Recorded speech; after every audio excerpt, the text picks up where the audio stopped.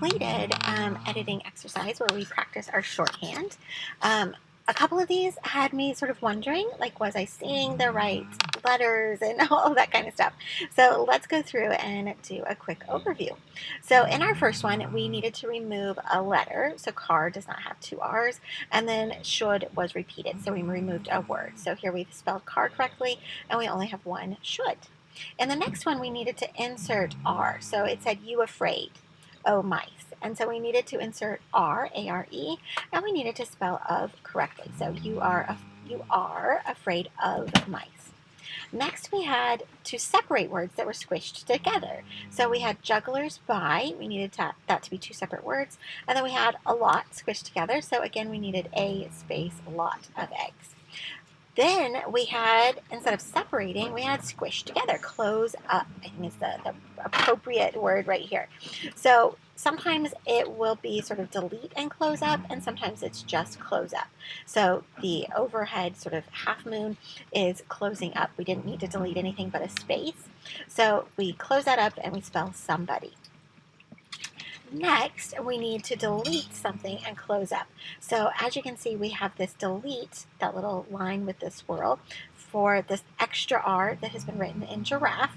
And then, of course, we're going to need to close that space up once that is complete. So we wrote out the words the giraffe.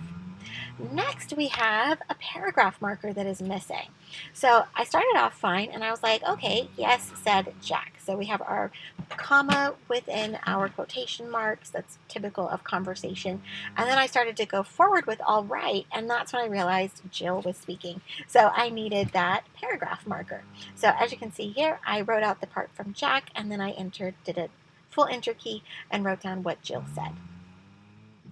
Next, we have the one that gave me a little trouble because I couldn't quite see the R-E-I that is buried in there. But first we had transposed the I and the E for friends. So we spelled that word correctly. And then we had friends both were. So we needed to transpose both and were. So friends were both. And now we're ready for our sentence. Next, we had misspelled like by using an O instead. I don't know about all of you, but I do the I and O misspelling a lot on my phone with my thumbs. So this one was very familiar. So we have like, and then we also missed a C for success. So we spelled out, instead of loc, success, misspelled, we had like, and then success spelled correctly. Next, we have those 3 lines underneath a letter. 3 lines indicate, go find it, capitalization is needed. So we put old, doctor, capitalizing that D, and Smith, capitalizing the S.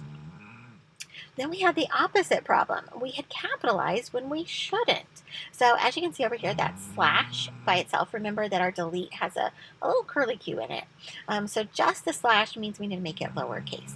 So my uncle, lowercase, because we're not talking about like Uncle Bob, we're just talking about an uncle in general. Then we have lost a shovel, and a shovel again is not a proper name. So we have reduced it. Oh, and as you can see, I didn't put the period in that sentence, and it was right there. Okay, next we have a circle around the number 2.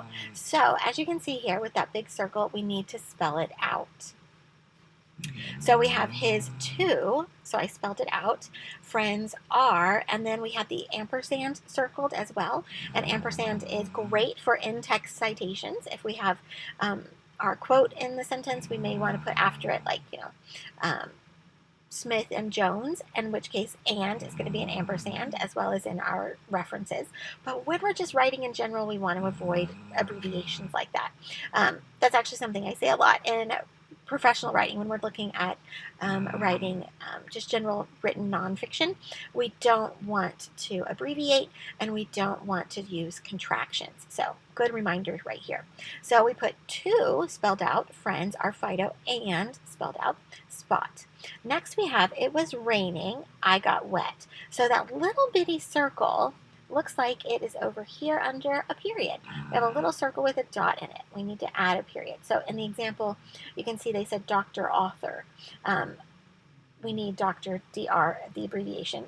Obviously, that breaks the rules that I just said, try not to abbreviate, but there are a couple of abbreviations. There's always an exception, isn't there? So it was raining, period, I got wet, period. Next, we have, instead of those periods, we have commas. We have our little add something, and we have what we need to add, which is a comma. So I put down in quotation marks, London, comma, England, comma, he said. Next, we have it's a dog's life. And above, now we don't need commas, we need apostrophes.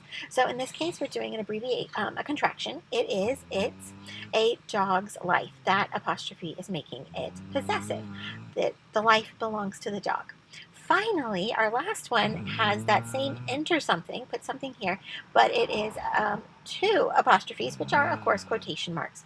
So we have, you are a pain. You're a pain, said the door. Oh, that was a good one. So we have our quotation marks on either side for that dialogue. And we have our apostrophe for Europe being contracted, and, of course, a comma as we lead into who said it, and then the period. So the only thing we added in that one was our quotation marks. So we tackled each one. As you can see, not all of these were used, but these are obviously really, really, really common ones. So hopefully that starts to make a little sense. I, too, am going to keep practicing remembering what to call everything, and not say things like squiggly, and make sure I'm sharing that. So I will see you out there as we tackle these. And I'll go charge my computer, it looks like.